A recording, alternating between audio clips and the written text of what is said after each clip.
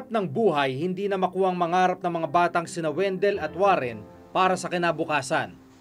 Ang mahalaga raw, mabuhay para sa ngayon at maitawid ang bawat araw. Iba't ibang diskarte at pamamaraan sa ilog at lansangan para malamnan ang kumakalam na tiyan. Bakit ka sumisisid? Bakit ka namamangka? Magka-PR lang po. Pero nagtatampo ka ba sa mga magulang mo? Hindi po. Hindi ka nila naalagaan? May ganun ka bang tampo sa kanila? 13 taong gulang ang nanay ni Wendell na si Feli nang lumuwas ng Maynila. Galing po ako sa Agusan del Sur. Tapos pumunta po ako dito sa Manila, nagtrabaho ako. Tapos nakapag-asawa po ako. Yun po. Nagkaroon pa ako ng anak. Nangupahan po kami sa squatter area. Wala na kaming pambayad. Wala na trabaho yung asawa ko.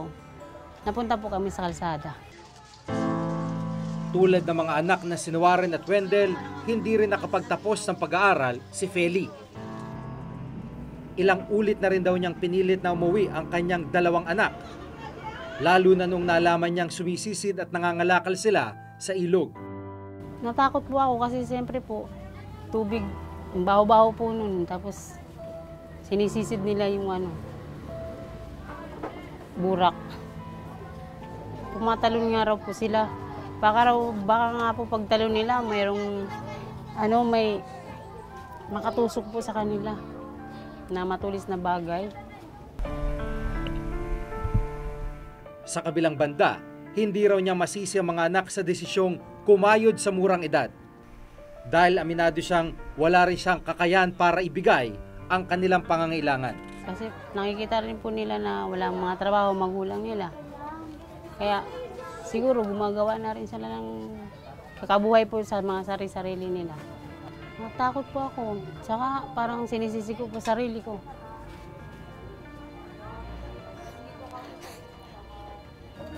Kasi po para pong walang kwenta kami magulang. Para sa kanila. Sa 29 na milyong mga batang Pilipinong edad 5 hanggang 17, mahigit 5 milyon ang nasasangkot sa child labor. Sa bilang na ito, halos 3 milyon ang nasasadlak sa hazardous o mapanganib na uri ng hanap buhay. Katulad na magkapatid na sina Warren at Wendell na kailangang sumisid sa maburak na ilog. Kakulangan ng edukasyon pa rin daw ang ugat ng hindi matapos-tapos na problema ng child labor sa bansa. Kasi naranasan niya ng kumita at ito ang dangerous, no? Na pag naranasan na ng batang kumita, makatanggap ng pera o sahod, kahit maliit to, mababa pa sa minimum wage, sasabihin niya na, ba't ka pa kailangan mag-aral? Madali lang naman palang kumita, no?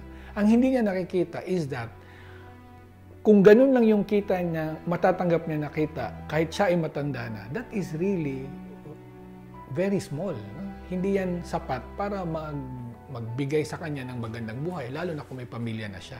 So kaya nga, susi talaga yung pamayanan, lalo na yung barangay.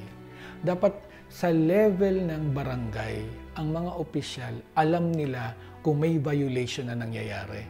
At imbis na konsintihin ito, dapat gawan nila ng aksyon. Ayon din sa NSO, mula taong 2001 hanggang 2011, tumaas ng 30% ang bilang ng mga batang nasasadlak sa child labor. Isang napakalaking area of intervention ay yung pagbibigay ng education, pag-orient or reorient sa values ng family.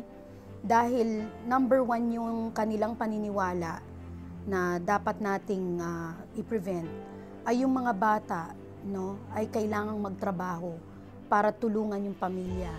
Ang ilan sa mga programa namin ay yung unang-una sa ngayon yung Pantawid Pamilyang Pilipino program, dahil ang nilalayon po nito ay ibalik at i-maintain ang attendance ng mga bata sa school.